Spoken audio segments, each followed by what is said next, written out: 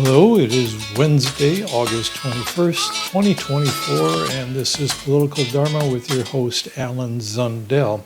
Yesterday on Impact Theory, a podcast hosted by Tom Bilyeu, there was an interview posted with Nicole Shanahan, the vice presidential running mate of presidential candidate Robert F. Kennedy Jr. I almost said President Robert F. Kennedy Jr.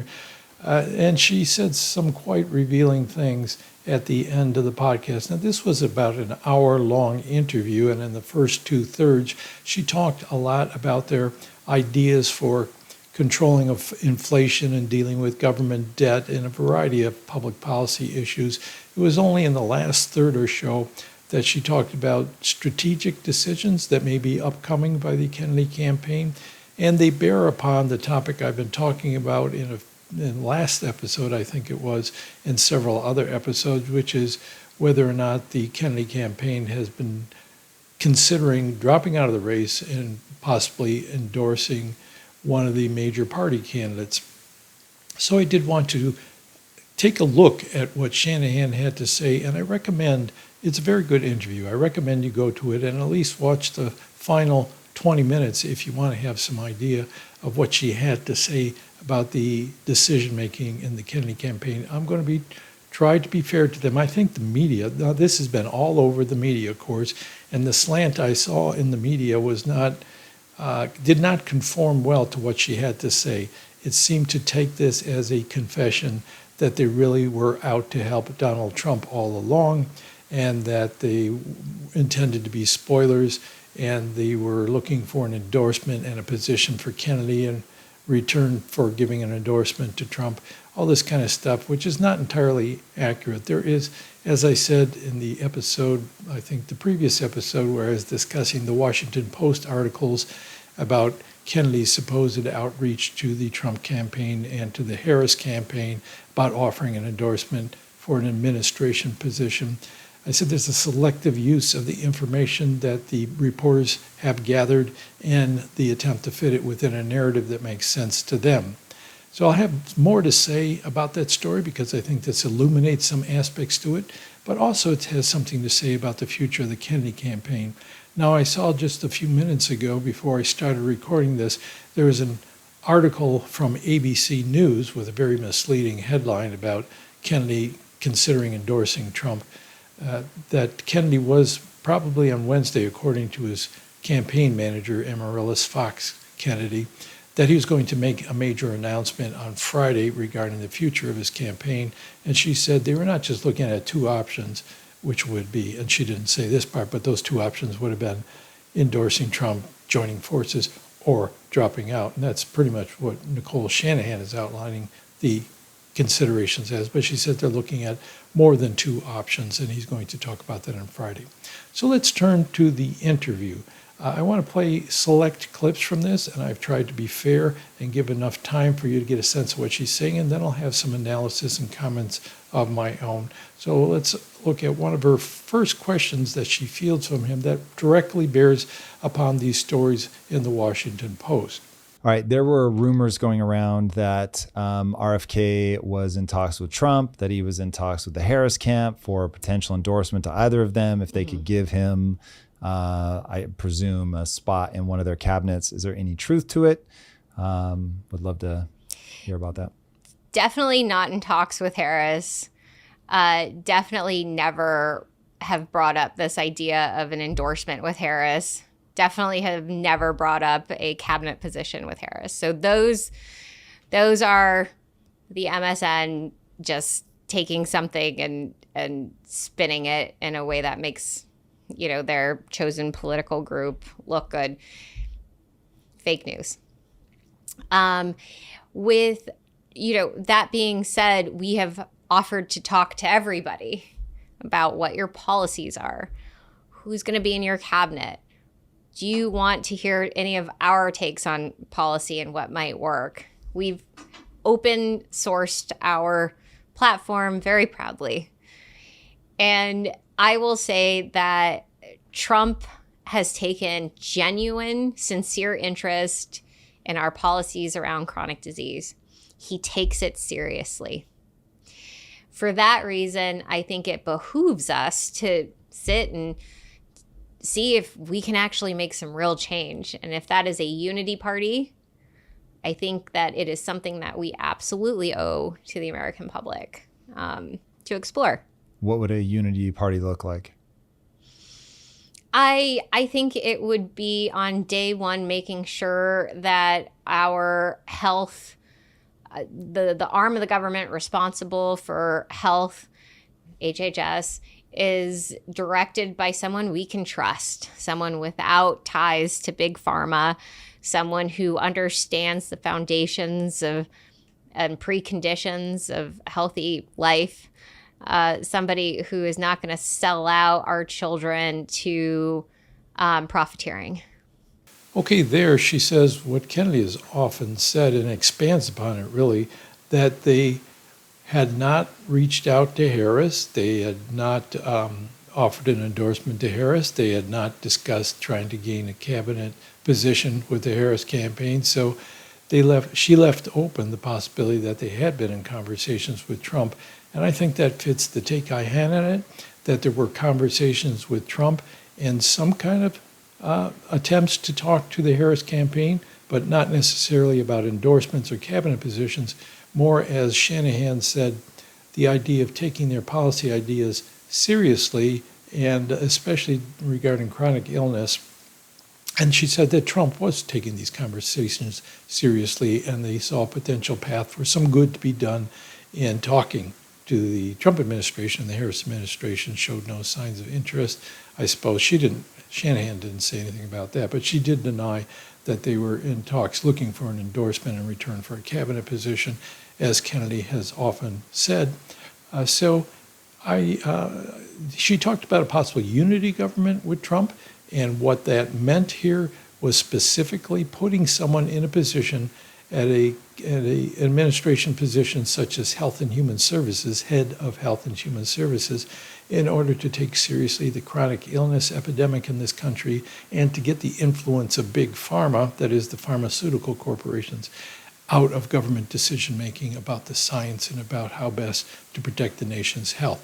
So that's what they're looking at, the possibility of doing some good to a part of their agenda, a big part of their agenda actually, a major plank in their platform, especially from her perspective, to see if there's any good to be had by talking to the major party candidates about who they might put in a position in such as Health and Human Services and what they would task them with doing. So that's what she revealed to us. Now let's look at a second part now, where she fields the question about whether they were intending to spoil the race in order to help Donald Trump win.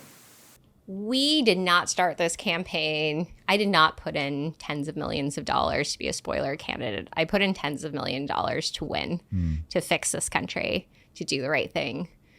I will say that Clear Choice, this PAC, this DNC-aligned PAC that was created specifically to take us out, has spent millions of dollars to take us out. They have unfortunately turned us into a spoiler. And we don't want to be a spoiler. We wanted to win. We wanted a fair shot. The DNC made that impossible for us. They have banned us, shadow banned us, kept us off stages, manipulated polls, used lawfare against us, sued us in every possible state. They've even planted insiders into our campaign to disrupt it and to create actual legal issues for us. I mean, the extent by which the sabotage they've unleashed upon us, it's mind-blowing. I mean, we're still learning new ways that they have sabotaged us. I really wanted a fair shot at this election, and I believed in the America that a little girl, pledged an allegiance to. And that is not where we are today, and it's not because of the Republican Party taking us out. It is exclusively because of the Democratic Party taking us out, and I am so disappointed I ever helped them. Okay, there she denies that they ever got into the race with the intention of spoiling the race for one major party or the other, but really were in it to win, and she said that's why she got in it, but that the Democratic Party affiliated Clear Choice PAC was spending so much money and time harassing them and keeping them from being able to achieve very much or get very far, that it really soured her on the Democratic Party. She was very disillusioned at the end of that. You could hear, and she went into that even more in the interview. But the thing I wanted to focus on here that's relevant to my analysis of the Washington Post articles is where she said they've even planted insiders into our campaign in order to sabotage it. Now, this is something I didn't want to talk about without having more evidence in my last episode where I discussed the Washington Post article. And there, if you saw it and you remember, I was looking at the motivations and the outlook of the reporters who reported on the story about Kennedy's alleged outreach to the Harris administration and about Kennedy's motivations and outlook. And I mentioned saying, okay, let's look at the sources. What are their motivations? But for some reason, as I talked, I dropped that. It just slipped from my mind, and I didn't really address their motivations. I talked more about how there could be a lot of different sources for this article. There was certainly more than two sources, and that some of them may be confirming some of this, such as what we've already heard, is that the Kennedy campaign has been willing to talk to both major parties. They have been interested in some form of unity government, which would mean putting into cabinet positions people of other outlooks, people from other party positions, other ideological positions, and especially somebody that's going to take chronic illness epidemic seriously and HHS. So what I didn't address was what would be the motivation, and this was the question I was going to present, and I didn't have a good answer to it at that time, would be if there were Kennedy insiders who were giving false information about Kennedy offering an endorsement to the Harris campaign, what would be their motivation in doing that? Now, I could understand if it was somebody who resigned from the campaign and said that they are disillusioned in Kennedy and he is now trying to angle for a position in a future administration in return for an endorsement. I can imagine somebody who is an insider who had some knowledge of the workings of the campaign from the inside saying, okay, I can't work for him anymore because this is what he's doing. But for someone to stay in, for there be no talk of this as a former campaign advisor or a former campaign official, but rather implying that they're still there, what would be their motivation for talking about something like this to the press? Now, as you could tell from the press coverage of that allegation, it was not good for the Kennedy campaign. It did a lot to shake up people's confidence in Kennedy's intentions, and it did a lot to turn people who were kind of Kennedy curious into saying, no, I don't want to deal with that. He sounds just like everybody else trying to follow his own ambitions. And the answer to the question that I had is, I don't know why someone would do that. I can't find a good reason. My suspicion was, and I can say this now, specifically because Shanahan said they put insiders into Kennedy's campaign to sabotage it. That was my suspicion, and I had no evidence for it.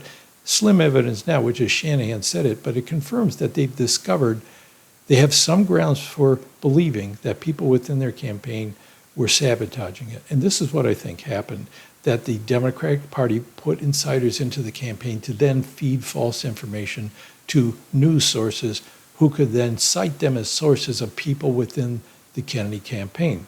That is, a campaign official, maybe a mid-level campaign official, somebody who came in under false pretenses, worked their way up to a position or had the background to get into a position, tricked them into believing they were sincerely in favor of Kennedy's campaign, but then was actually there in order to just feed false information so that news reporters could say a source, a Kennedy campaign official, had said he was angling to give an endorsement for a position in administration. So they could then take that, fit it together with a lot of other information to make it look the way they think the narrative should be running, the suspicions that the reporters have. So I say there's folks who will not even listen to anything the mainstream media has. I think that's a mistake because there are lots of people who listen to it and who believe it and follow it, and just dismissing it out of hand is not going to persuade anybody. But if you can point out, this is what I was trying to do, point out that their sources are anonymous, that there are multiple sources for multiple pieces of information. I mean, just analyzing it and trying to think about what the reporter's way of looking at it is and what might be actually happening, I think is worthwhile. But dismissing it out of hand doesn't convince anybody but the already convinced. I don't think I won't go into that further, but the news media and what their intentions or biases are. But some source within the Kennedy administration, I think, was planted there in order to facilitate this kind of story.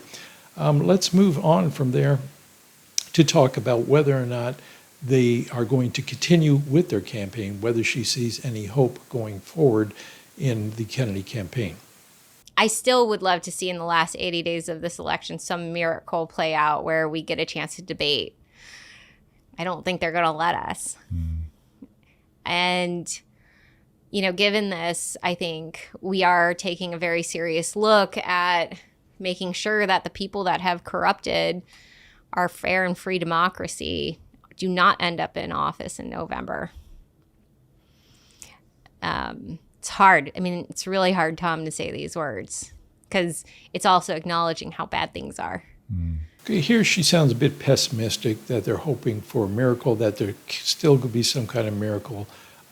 Things that come up, there's so many things that could happen in a campaign. You could never predict them, that maybe they could still win. And she gives the optimistic spin, they're on the ballot and all that. But she also says that the new consideration for her, at least, is that they want to make sure that Harris and Walz don't win. And the reason for that is heavily implied that their discovery, I'm not sure whether Kennedy expected this or not, their discovery that the Democratic Party would go to such great lengths to sabotage another campaign, something that doesn't shock me because I've been watching third-party campaigns for decades, going way back to Ralph Nader in 1996, and I've seen the kind of things the Democratic Party is capable of just to deny people the possibility of a choice. Not even always about a spoiler.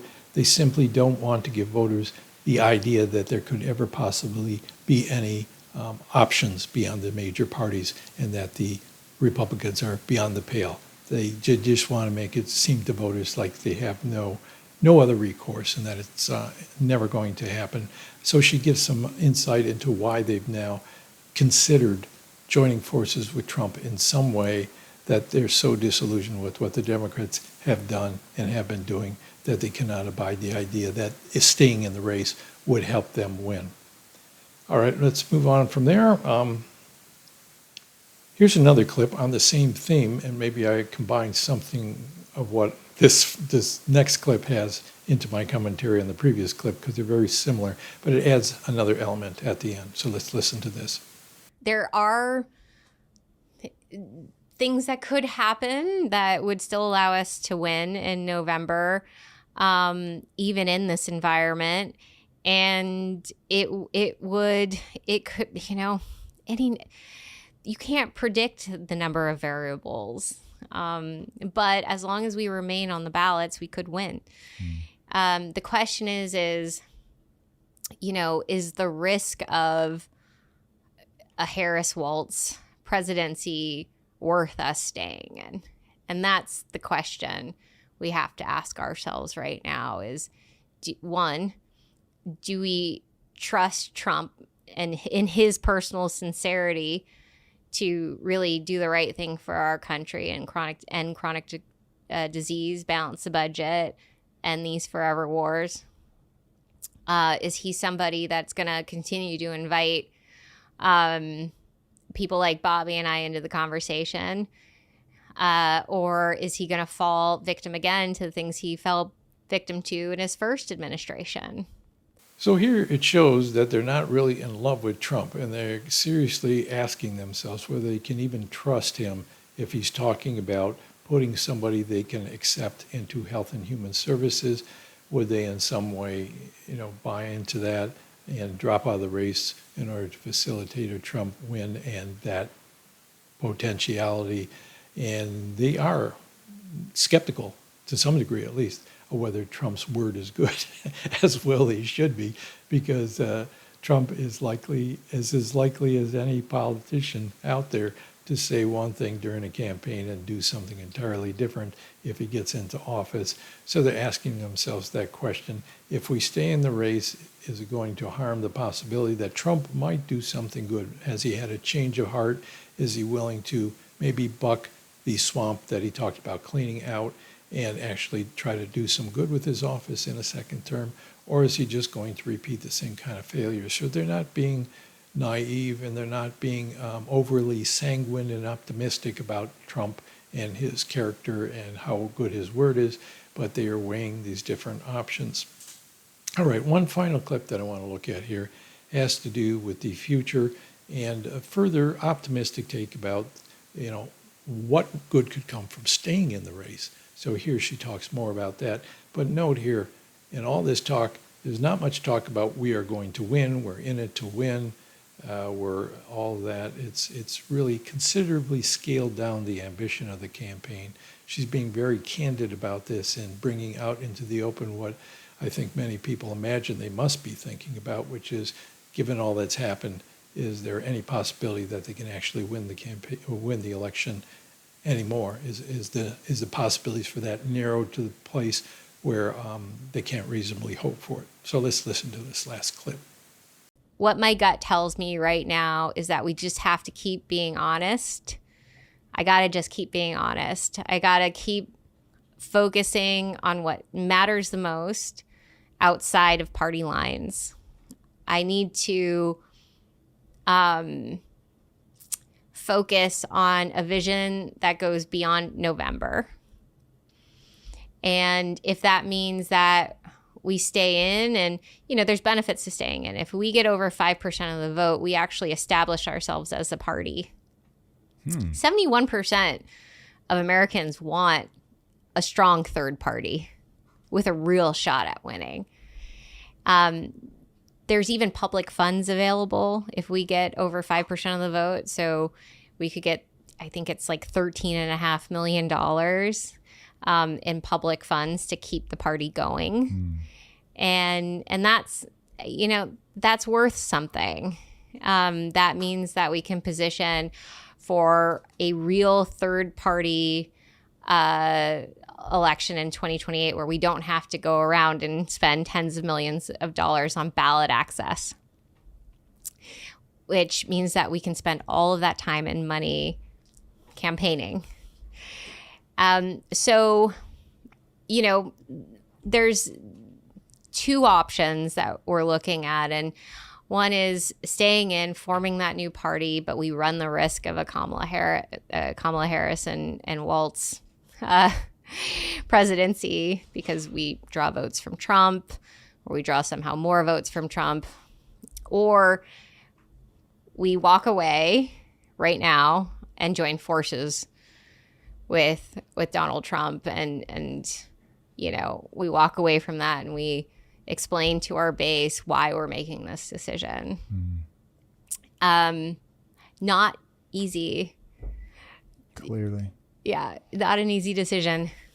Well, here they talk about how the campaign could help to establish a third party, which a lot of voters say they want, and specifically that if they can get at least 5% or more of the vote, they would qualify for public funding of retrospectively for some of their campaign, and then prospectively for other campaigns in the future.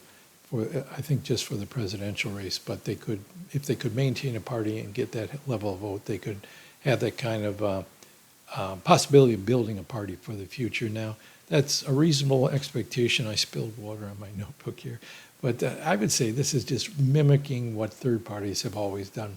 The Libertarians, the Green Party, you'll hear it every 4 years like clockwork. They are trying to get that 5%. Because that would help them better establish their party and create a better base for the possibility of growing a third party. They rarely get there, rarely ever get there. And the reason is because the assumption that all those independent voters, all 51% of us who are not enamored of the two major parties, and probably higher because there's people who vote for the two major parties who are not totally in love with them either, would be voting for a specific party just because it's an alternative. No, it's fragmented. That electorate is fragmented into people with a variety of views or just totally confused about what to believe, and they're not going to all back one party. The party would have to have some kind of ideological orientation, and people that find that unfamiliar or they disagree with it are not going to line up behind the party, which is why I've been working for years to advance this idea that there should be some kind of coalition between minor parties and alternative parties in which they set up a system where they have a primary election that they can all participate in. That is, every voter except voters who are registered Democrats or Republicans, perhaps, and certainly not including candidates of the major parties, but every other candidate, no matter what their ideological position, no matter what their policy positions, could run. And groups could form, parties could form, a minor party could have their own primary, their own candidate, but they could also run them in this coalition party and see how well they can do in order to see if they can gain ballot access through that route as well. And the point of that would be that out of that would emerge, if you had a good voting system, the kind of ideal voting system we should have in this country, emerging from that would be the most popular candidate among a wide electorate, and they would have a good chance of maintaining the percentage of the vote in many states where they need to keep ballot access. And thus, any candidate who comes along, like Kennedy did, or who wants to try to run an independent bid, wouldn't have to go around gathering signatures and dealing with legal challenges to get on the ballot in all 50 states, plus the District of Columbia. They could just run in this primary, and if you had affiliate organizations in every state of the union, you could hopefully maintain that ballot access so they could just step into that role. And by campaigning within that organization against a variety of voices, the best person should come out of it. Now, you'd have to have an election system that really was a preferential voting system where you're not limited to just picking one candidate, but you're able to give your relative preferences between candidates. That would make it a more fair election and do away problems of splitting. I'm not going to go into all this, but splitting the vote, spoiler issues, all that kind of stuff, you got to get rid of that. The one people are most familiar with at this point is ranked choice voting. That's been around over 100 years. It's kind of a clunky system as far as counting the votes, and it does come up with bad results in certain situations. And it's gained momentum among Democrats, primarily because it helped elect a Democrat in Alaska, and it's gotten a lot of pushback from Republicans because it elected a Democrat in Alaska, where they traditionally have had Republican winners. So that's controversial, but I think there is more recent. As I said, I think ranked choice voting is over 100 years old, and we well know the shortcomings of it. There is a more recent system called star voting. I would recommend that as a method of voting in a primary like this, is for a coalition of parties to keep at least one big ballot line open across the country so that somebody could step into it. I'll talk further about that idea in future episodes, but I wanted to comment on this because I think I like the idea of the options that she's presenting, that they would continue to go forward. I don't think they could explain it to their supporters in a way that would be convincing enough for people not to be angry or disillusioned. Maybe some people would go along and understand it, but a lot of folks would not, and a lot of folks would feel betrayed, kind of the way Bernie Sanders people felt betrayed when he turned around and endorsed candidates he had been running against in the Democratic primaries. So I don't think it would be that easy to turn around and join forces with Trump. I think they'd be better off staying in the race and trying to build a party, but also thinking about what kind of party they're going to build. Is it simply going to be another party that's a reflection of their point of view and they only want to address voters who already agree with them? Or are they going to be a party where there is internal debate among different positions, a welcoming position to everybody, and have different perspectives represented, may the best person come through in the end? So that's my take on the Nicole Shanahan interview. I hope there was some illumination there. There may be more to say on the weekend, most likely, if Kennedy gives this address to his supporters and the nation. We'll see what he has to say and whether they've made a decision about which way they want to go, sticking with it, joining forces with Trump in some way, or something else. I don't know. But this also corresponds with what I had said in another episode, which was I think he's going to do something major after the interest in the Democratic convention starts to die down. That he's going to do something major to get attention back. And this may be that thing, or he may be trying to figure out what that thing is, but that may be the hope that this announcement is going to revitalize his campaign, or at least revitalize their hope of achieving as much good as possible through this run. Thanks for watching. Again, politicaldharma.com. You can give a one-time donation to support this show, or you can become a Patreon member through patreon.com/politicaldharma, or you can just watch the shows with the commercials on YouTube. Thanks for watching. I appreciate it. Do like your comments. Appreciate everybody that supported it or commented or offered new information or even challenged my thinking. Don't always appreciate people that just want to carp on things I've had to say or things they assume I say from the title of my videos, but that's part of the game as well, right? That's part of the price of doing something like this. So, running on a little bit here. Thanks a lot for watching. Bye.